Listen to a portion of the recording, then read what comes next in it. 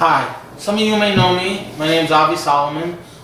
I'm not professing myself to be a political scientist. I'm just a concerned citizen, as well as someone who is involved in local politics and has studied it at Rutgers. So I would like to address a few issues regarding this upcoming election this Tuesday, and hopefully I'll make it quick because I know otherwise people will shut off the link. So real quick, the first thing is I talked to a number of people and I asked them who they're voting for. And a lot of people told me they're voting, for candidates X and Y. And I asked, and what about Moshe Razik? And they told me, I like Moshe Razik, he's a great guy, but he's a Democrat. So I want to clarify one thing. I 100% agree in voting bloc Republican in many instances. But at certain times not, and especially on the local level. Regarding local politics, party affiliation means zero, absolutely nothing. And I want to even tell you the truth is Moshe Razik wanted to run as a Republican. The problem is he was welcome to run in the Republican primary, but he wasn't welcome to run on Steve Lengert's ticket. And that was not a fault of Steve Lengert's, that was a logistical thing decided by the Republican Party. They wanted Hal Halverson, and because of demographics that could be drawn in from that.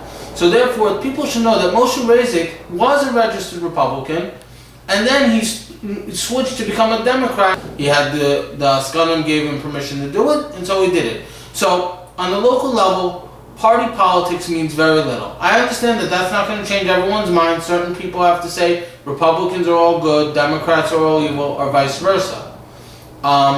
So I want that to be point A, that people should know. On the local level, you shouldn't say I have to vote all Republican or I have to vote all Democrats, because a lot of times these people, they don't have party politics.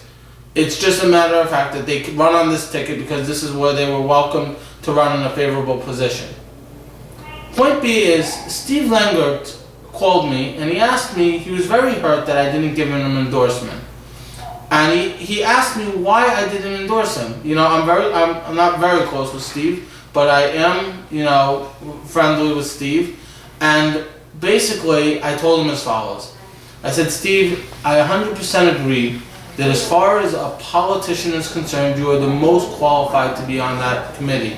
You have leadership skills, you know how to deal with the unions and other people, you know how to deal with the township employees. I agree that you are fully capable of being on the township committee in that perspective. I said, but Steve, let's be honest. I know you know me a little bit. The real truth is, Steve, your ambitions are a little bit higher than township committee. And there is nothing wrong with that. And I want the people who are listening to this to know there is nothing wrong with the fact that Steve Lengert wants to be a General Assemblyman. I actually encourage it. I think that if Steve Lengert would run for General Assembly, I would say everyone should go out and vote for him. I think it would be good for the Lakewood community. I think that he would represent their interests well. I want to tell you a story. Steve Lengert was actually promised to be on the ticket for the General Assembly this election. It was supposed to happen. But because of a few logistic technicalities, so the party politics got in the way and he was told, you have to take a back seat. We'll get to you later. So I agree, Steve is a very capable politician.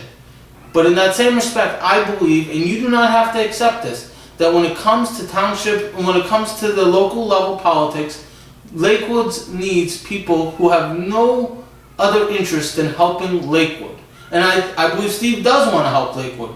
But they need someone who doesn't have in the back of their mind that someday they want to be a General Assemblyman or something else. That is my personal belief. You do not have to accept it. But I want people to know why I did not feel Steve was the best candidate. Now I want to also address another person, which is Ray Coles. Ray Coles, when I started writing for the Lakewood Shopper, was one of the first politicians I came across. And I learned one thing about Ray Coles. He is what you call a mensch. He has the time of day for a person. He is momish, I don't have to say any more than he's a real mensch, and I really believe that. So why didn't I tell people to vote for Ray Coles? There's another issue that I think is also important. I, for better or for worse, know a lot what goes on the local politics level. And that being said, I think the best thing for Lakewood is to more or less recycle and constantly put in new people. And I can understand if not everyone agrees with that. I have no problem with the fact that someone might be in the House of Representatives or the Senate for 20 years. That's a different story. On the local level, I'm not going to say what I know and what I don't know, but I really believe it's the best thing for us to constantly recycle and put in new people, 1 or 2 terms. If we could put term limits on those seats, that would be the best thing of all. I don't see it happening. And therefore, I just encourage for people to constantly vote in new people who have not been, just fresh perspectives. And, hopefully these people could look to people who served once before as a guidance, along with Askanim and other people. That basically covers the 3 major points that I wanted to address, the Lakewood Scoop. I hope everyone goes out in November to vote. I know, unfortunately, it probably will be statistically a low voter turnout.